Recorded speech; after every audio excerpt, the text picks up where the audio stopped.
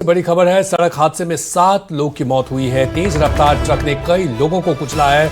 इस हादसे में 7 लोगों की मौत हुई है। एक व्यक्ति घायल बताया जा रहा है। घायल व्यक्ति गंभीर हालत में रिम्स रेफर किया गया है। ट्रक की चपेट में आए बैंड बाजा पार्टी के ये लोग हैं। रामगढ़ बोकारो मुख्य सड़क पर यह हादसा हुआ है।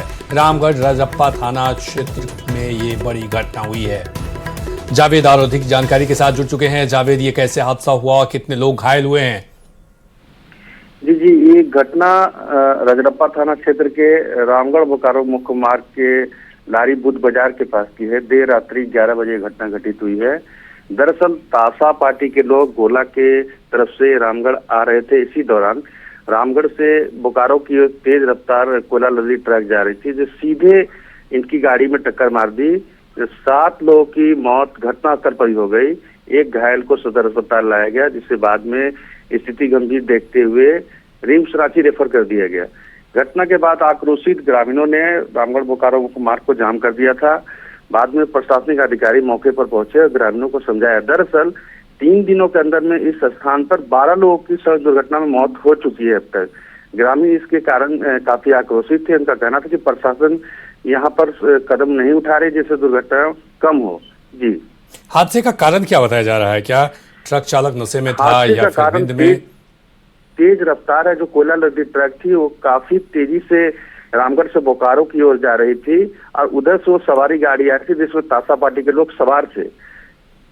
कितने लोग सवार थे तासा पार्टी में? कितने लोग थे? कुल 8 से 9 लोग सवार थे, जिसमें से 7 लोगों की मौत हो गई है। ये लोग कहाँ के रहने वाले बताए जा रहे हैं? ये जो जिनकी मौत हुई है, जो घायल है? रजरप्पा थाना क्षेत्र के मारंग मरचा गांव के ज्यादा लोग हैं और 2 लोग हजारीबाग जिले के हुआग बलसगरा के कठेरवा गांव के रहने वाले हैं। कठेरवा गांव के लोग ही तासा पार्टी के सदस्य को मारंग मरचा रजरप्पा लाने गए थे। इन्हें किसी जगह पे बुकिंग मिला हुआ था। जैसा बताया जा रहा है कि शायद मुहर्रम में तासा पार्टी को बाजा बजाने के लिए बुक किया गया था, जैसे अभी अपुष्ट खबर है। और इसी दौरान ये जो दुर्घटना है लारी बुद्ध बाजार के पास हो गई। जिन व्यक्ति को रिम्स में रेफर किया गया है उसकी हालत के बारे में कुछ जानकारी? जी, स्थिति काफी गंभीर है उनकी। बहुत बहुत शुक्रिया तमाम जानकारी के लिए जावेद। तो आपको बता दें कि बैंड बाजा पार्टी के लोगों को रौंदा गया है। भीषण सड़क हादसे में 7 लोगों की मौत हुई है। एक गंभीर रूप से घायल है। रामगढ़ बोकारो मुख्य मार्ग पर यह हादसा हुआ है।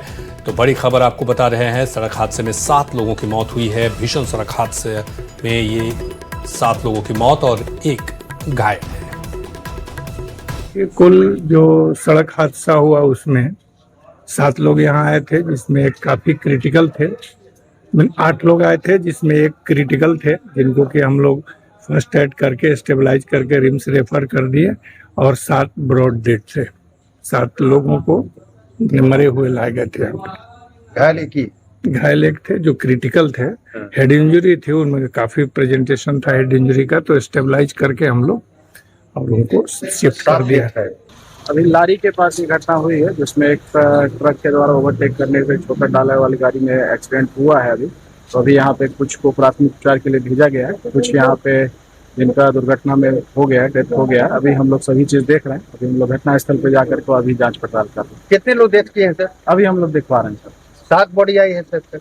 हाँ, कुछ का उपचार भी चल रहा है, उसमें देखते हैं। यहाँ पे आज लगातार तीसरा दिन हादसा हो रहा है और यहाँ पे आज 12 लोग मरे हैं।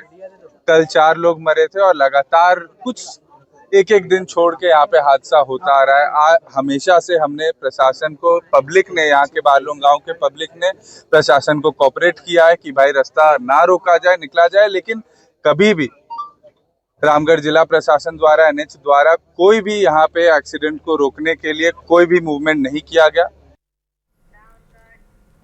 भोजपुर से बड़ी खबर, जहां बकाया पैसा मांगने के विवाद में हत्या हुई है। युवक चंदन की गोली मारकर हत्या कर दी गई है। मजदूरी चंदन करता था, बकाया पैसा मांगा तो गोली मार दी गई। पूरे मामले की पड़ताल में अब पुलिस जुटी हुई है। नगर थाना क्षेत्र में गोली मारी गई है। नवादा थाना क्षेत्र का रहने वाला युवक था।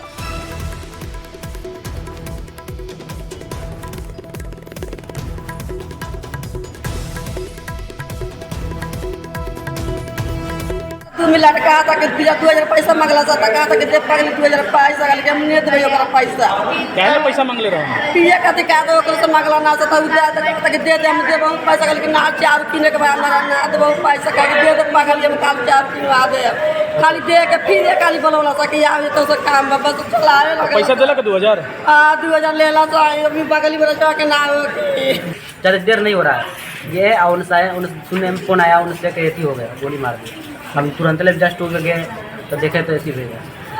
कौन गोली मारने वाला कौन है, पहचानते हैं? ना हमने के चिन्ह तो बारे में कुछ जानता ही नहीं कि हमरा तो कैसे पहचान। तो पहले से भी मैंने पैसा बकाया, पैसा को बोला बोली पहले।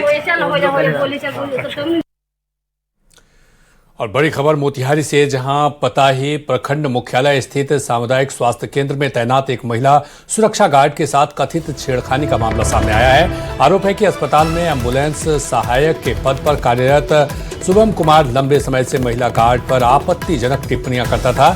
घटना के बाद अस्पताल परिसर में जमकर हंगामा हुआ। जानकारी के अनुसार महिला गार्ड अस्पताल में नियमित रूप से अपनी ड्यूटी कर रही थी। इसी दौरान एम्बुलेंस सहायक शुभम कुमार ने अभद्र टिप्पणी की। महिला गार्ड ने शुरुआत में मामले को नजरअंदाज किया, लेकिन बार बार की जा रही हरकतों के बाद उसने विरोध किया। विवाद बढ़ने पर महिला गार्ड ने अस्पताल परिसर में ही शुभम कुमार की लात, घूंसों और चप्पलों से पिटाई कर दी। इस दौरान वहां मौजूद लोगों की भीड़ जुट गई। घटना का वीडियो भी किसी ने अपने मोबाइल फोन से रिकॉर्ड कर लिया, जो बाद में सोशल मीडिया पर तेजी से वायरल हो रहा है। हालांकि इस संबंध में किसी पक्ष की तरफ से थाने में लिखित शिकायत दिए जाने की पुष्टि नहीं हो सकी है।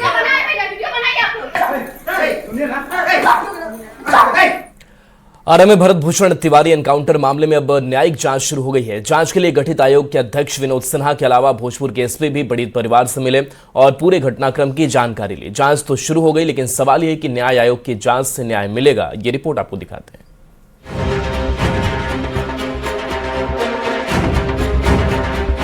जो पुलिस 60 दिन पहले बिलौटी गांव में भरत का एनकाउंटर करने पहुंची थी, अब वही पुलिस भरत की मौत के पीछे की हकीकत की पड़ताल करने में जुट गई।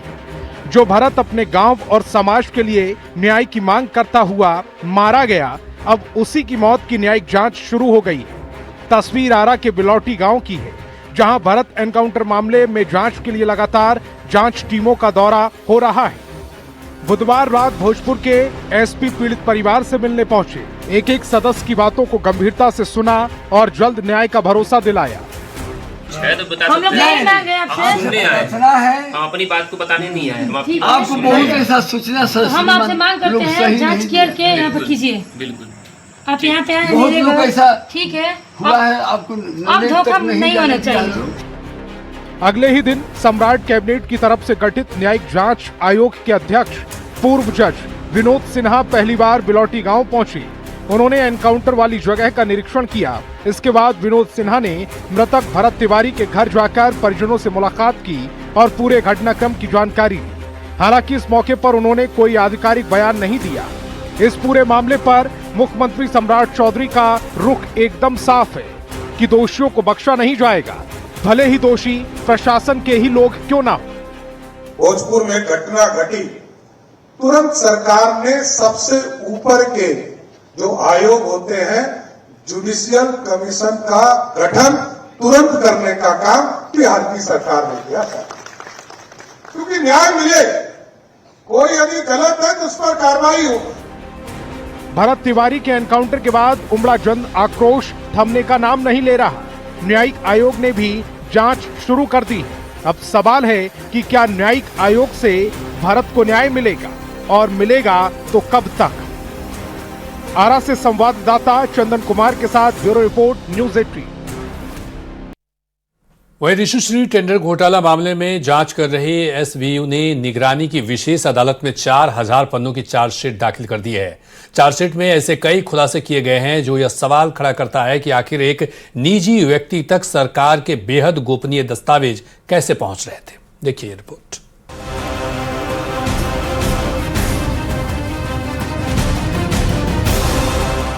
टेंडर घोटाले को लेकर एक बहुत बड़ा और चौंकाने वाला खुलासा हुआ है। विशेष सतर्कता इकाई यानी एसवीयू ने निगरानी की विशेष अदालत में पूरे 4000 पन्नों की चार्जशीट दाखिल कर दी है, जिसकी पुष्टि खुद एसवीयू के एडीजी ने की है। कि इस घोटाले के तार सरकार के सबसे गोपनीय गलियारों से जुड़े हुए थे।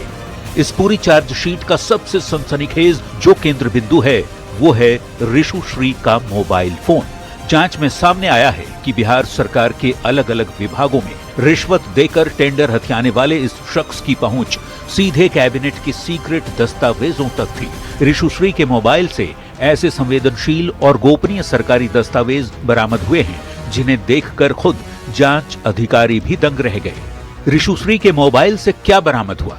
तो बिहार मास्टर प्लान 2031 के गोपनीय ड्राफ्ट, हस्ताक्षर से पहले का सीक्रेट कैबिनेट नोट, कई विभाग के संवेदनशील गोपनीय दस्तावेज, स्मार्ट सिटी परियोजना से जुड़ी फाइल मिली, बायोमेडिसिन परियोजना से जुड़ी जानकारियां, 57 शहरों के नदी नाला bio remediation project, garbage free city से जुड़े गोपनीय जानकारी, 27 फरवरी 2023 का मार्क सीक्रेट ड्राफ्ट और करीब 343 करोड़ के स्मार्ट सिटी से जुड़े पेपर भी बरामद किए गए।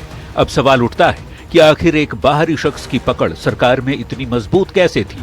कैबिनेट के गोपनीय दस्तावेज पहुंचाने वाला कौन था? हस्ताक्षर से पहले ही संवेदनशील कैबिनेट नोट कैसे पहुंच गया? क्या टेंडर प्रक्रिया शुरू होने से पहले ही उसे पता चल जाता था? क्या सरकारी गोपनीयता और सुरक्षा व्यवस्था सुरक्षित है? एसवीयू के मुताबिक ऋषुश्री का सरकारी सिस्टम में बैठे रसूखदारों और अफसरों के साथ तगड़ा नेक्सस था। वो मोटी रिश्वत के दम पर फैसले होने और मंत्रियों और अफसरों के हस्ताक्षर होने से पहले ही कैबिनेट नोट और टेंडर की नोट शीट अपने मोबाइल पर मंगवा लेता था। इसी एडवांस इंफॉर्मेशन के बूते वो करोड़ों अरबों के टेंडर को आसानी से मैनेज कर रहा था। तो फिर सवाल ये भी है कि कौन कर रहा था ऋषुश्री की मदद? मुमुक्षु चौधरी 10 करोड़ का टेंडर दिया, Umesh Kumar Singh pumping station work और कई टेंडर दिए, IAS Sanjeev Hans Kosi barrage circuit में धांधली की, तारिणी दास भवन निर्माण विभाग के 10 से ज्यादा टेंडर दिए, पवन कुमार, संतोष कुमार रिश्वत लेकर सरकारी ठेका दिया। अब जब करीब 4000 पन्नों का ये पूरा कच्चा चिट्ठा अदालत के सामने है तो आने वाले दिनों में बिहार प्रशासनिक अमले में कई बड़े चेहरों पर गाज गिरनी तय मानी जा रही है। देखना यह है कि अभी और कितने चेहरे सामने आते हैं। न्यूज 18 के लिए पटना से अमित कुमार के साथ ब्यूरो रिपोर्ट। पटना से बड़ी खबर है, जहां बिहार में सीओ का ट्रांसफर हुआ है। फिर से बड़े पैमाने पर तबादले किए गए हैं। 90 सीओ का तबादला किया गया है। राजस्व विभाग ने नोटिफिकेशन जारी किया है। इससे पहले 60 सीओ का तबादला हुआ था। तो बड़ी खबर पटना से है, जहां बिहार में सीओ का ट्रांसफर किया गया है और बताया जा रहा है जिस तरीके से लगातार जमीन को लेकर के लगातार काम किए जा रहे हैं। शिकायतें भी कई मिली सीओ के खिलाफ, लेकिन इन सब के बीच कुछ कार्रवाइयां हुई और इसके साथ साथ ट्रांसफर भी किया गया है, जो काफी दिनों से अपने अंचल में डटे हुए थे। और अगली बड़ी खबर दिल्ली से है, जहां आईपीएस महेश दीक्षित बने हैं आईबी के महानिदेशक। खुफिया एजेंसी आईबी के नए महानिदेशक बने हैं। 30 जून को सेवानिवृत्त होंगे और मौजूदा महानिदेशक ये बने हुए हैं। आईपीएस महेश दीक्षित बने हैं महानिदेशक।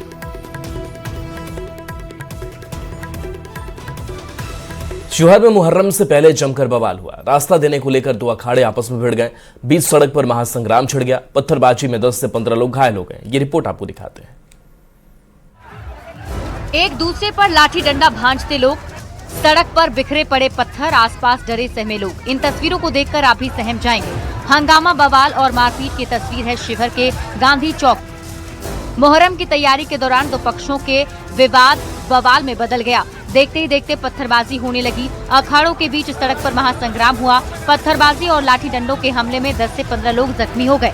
और पास देने के लिए वो हमेशा अक्सर झमेला करते हैं। वही हुआ है यहाँ। पास देते समय में वो लाठी उठी चलाए हैं, बच्चे लोगों को लगाया, फिर भी हम लोग बहुत कंट्रोल किया। पत्थरबाजी भी है। पत्थरबाजी उन लोगों की तरफ से हुआ है, जो डायरेक्ट हम लोगों को लगा है, और उन लोगों का पत्थर से ही उन लोगों को लगा है। कितने लोग घायल हुए हैं?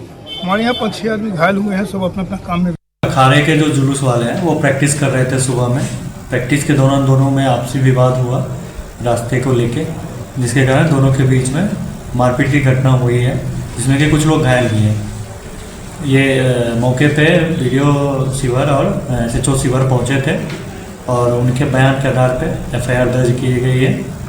दरअसल अखाड़ा प्रैक्टिस और जुलूस की तैयारी के लिए निकले थे। थाना रोड में अखाड़ों के क्रॉसिंग और रास्ता देने को लेकर इस्लामिया अखाड़ा और मंसूरिया अखाड़ा के बीच विवाद शुरू हो गया। मामला शांत करा दिया गया, लेकिन कुछ देर के बाद गांधी चौक के समीप दोनों पक्ष आमने सामने आ गए। इसके बाद जमकर लाठी डंडे चले और जमकर पत्थरबाजी हुई। दोनों पक्षों ने एक दूसरे पर हमला बोला है। घटना की सूचना मिलते ही पुलिस मौके पर पहुंची और दोनों पक्ष को शांत कराया। पुलिस ने 45 नामजद और 30 अज्ञात के खिलाफ मामला दर्ज कर लिया है। फिलहाल हालात सामान्य है, लेकिन मुहर्रम से पहले हंगामा और बवाल की इन तस्वीरों से लोगों में दहशत का माहौल है। न्यूज़ 18 के लिए शिवहर से राकेश कुमार की रिपोर्ट। पटना में कोचिंग विवाद से शुरू हुआ मामला अब कानूनी लड़ाई, आरोप प्रत्यारोप और हत्या की साजिश के दावों तक पहुंच गया है। एक तरफ इस मामले में रोशन आनंद के सहयोगियों को कोर्ट से राहत मिली है, तो दूसरी तरफ खान सर की मुश्किलें अभी कम होती नहीं दिख रही है। वहीं रोशन आनंद ने अपने भाई की हत्या को लेकर बेहद गंभीर आरोप लगाए हैं। देखिए, कोचिंग विवाद में खूनी मोड़, फैजल खान पर हत्या की साजिश का आरोप, रोशन आनंद और सहयोगियों को जमानत, फैजल खान की लगातार बढ़ रही आफत। शनिवार को होगी अगली सुनवाई, केस डायरी ने फिर मुश्किलें बढ़ाई। पटना के चर्चित कोचिंग विवाद में कानूनी लड़ाई अब एक बेहद संवेदनशील मोड़ पर पहुंच चुकी है। कोर्ट से जहां रोशन आनंद के सहयोगी अभिषेक और गौरव को पटना सिविल कोर्ट से नियमित जमानत मिल गई, खुद रोशन आनंद को अदालत से पहले ही बेल मिल चुकी है। लेकिन दूसरी तरफ फैजल खान की कानूनी जंग लगातार उलझती जा रही है। दरअसल पटना सिविल कोर्ट में फैजल खान के मामले की सुनवाई होनी थी, लेकिन पुलिस ने अदालत के सामने जो केस डायरी पेश की उसमें पूरी जानकारी ही गायब थी। अधूरी केस डायरी को देखकर कोर्ट ने नाराजगी जताई और मामले की पूरी केस डायरी तलब की है। अब सबकी नजरें शनिवार को होने वाली अगली सुनवाई पर टिकी हैं। जैसा आपने कहा कि मैं अपने खुद मांग लेता हूं up to date case diary. Up to date case diary मांगी गई है जैसा आपके द्वारा, और उसको सैटरडे को रखा गया है। वहीं दूसरी तरफ रोशन आनंद ने इस पूरे घटनाक्रम में एक ऐसा सनसनीखेज दावा किया जिसने हड़कंप मचा दिया। रोशन आनंद का सीधा बड़ा दावा है कि उन्हें जानबूझकर एक साजिश के तहत पहले जेल भिजवाया गया ताकि वे बाहर रहकर अपने भाई की ढाल ना बन सकें, और इस पूरी खूनी साजिश के पीछे रोशन आनंद ने सीधे तौर पर फैजल खान का हाथ होने का संगीन आरोप लगाया है। दुनिया जो भी माने, लेकिन हमारा ये मानना है और हम इस चीज को आने वाले दिनों में साबित करके रहेंगे। हमारे भाई की हत्या के पीछे फैजल खान और किसान कोल्ड स्टोर के मालिक। एक तरफ कोर्ट में अधूरी केस डायरी का पेंच और दूसरी तरफ भाई की हत्या का सीधे तौर पर लगा गंभीर आरोप। कोचिंग की साख से शुरू हुआ ये विवाद अब एक खतरनाक मर्डर मिस्ट्री के जाल में फंसता नजर आ रहा है। देखना होगा कि शनिवार को कोर्ट की सुनवाई में आगे क्या मोड़ आता है। न्यूज़ 18 के लिए कुमार अनुभव के साथ ब्यूरो रिपोर्ट। अब बात इमरजेंसी की 51 साल की। 25 जून 1975 को देश में इमरजेंसी लगाई गई थी। इमरजेंसी के 51 साल पूरे होने पर बीजेपी संविधान हत्या दिवस मना रही है। इमरजेंसी को लेकर खूब सियासत हो रही है। वहीं एनसीईआरटी ने 1975 में लागू आपातकाल को पाठ्यक्रम में भी शामिल कर लिया है। ये रिपोर्ट आपको दिखाते हैं। 25 जून 1975 देश के इतिहास का काला अध्याय। आज के दिन ही लगी थी इमरजेंसी।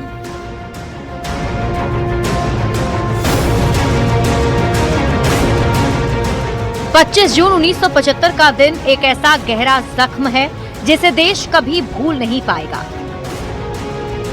इसी दिन इंदिरा गांधी ने देश में इमरजेंसी लागू कर लोगों के अधिकारों को छीन लिया था। प्रेस पर सेंसरशिप लगा दी गई थी। विपक्षी नेताओं को सलाखों के पीछे भेज दिया गया था। इमरजेंसी लागू होने के बाद लोगों के दमन का खौफनाक सिलसिला शुरू हो गया था। उस दिन को याद कर लोग आज भी सिहर उठते हैं। देश में इमरजेंसी के 51 साल पूरा होने पर बीजेपी संविधान हत्या दिवस मना रही है। प्रधानमंत्री नरेंद्र मोदी ने सोशल मीडिया एक्स पर पोस्ट करते हुए लिखा, संविधान हत्या दिवस आज हमें उस काले दौर की याद दिला रहा है जब भारतीय लोकतंत्र को बुरी तरह से कुचला गया था। आपातकाल के 51 साल पूरा होने पर सियासत भी गरमाई हुई है। पटना के ज्ञान भवन में बीजेपी ने संविधान हत्या दिवस मनाया। बीजेपी नेताओं ने कांग्रेस पर जमकर भड़ास निकाली। जिस कांग्रेस पार्टी ने संविधान को पैरों तले कुचलने का काम किया, आज कांग्रेस पार्टी एक नकली संविधान लेकर के लहरा रहा है। लोग आजादी की लड़ाई के लिए तो गोली खाते रहे, लेकिन लोकतंत्र स्थापित करने के लिए तानाशाह के खिलाफ इस तरह का आंदोलन सिर्फ और सिर्फ भारत में हुआ। 1,31,000 लोगों को बिना कारण और बिना जुडिशियल स्क्रूटनी के जेल के अंदर डाला गया था। संख्या थी 1,31,000। आपातकाल के 51 साल पूरा होने पर जेडीयू सांसद संजय झा ने लोकतंत्र के काले दिन को याद किया, तो बीजेपी सांसद रविशंकर प्रसाद ने आज से 50 साल पहले कांग्रेस का चेहरा बेनकाब हो गया था, ये बयान दिया। भारतीय लोकतंत्र में सबसे काला दिन आज ही का दिन रहा है। इस आपातकाल में जो विपक्ष के नेता थे वो तो जेल में बंद हुए ही, आप जैसे लोग भी जो पत्रकार थे उनको भी पूरा बैन कर दिया गया था।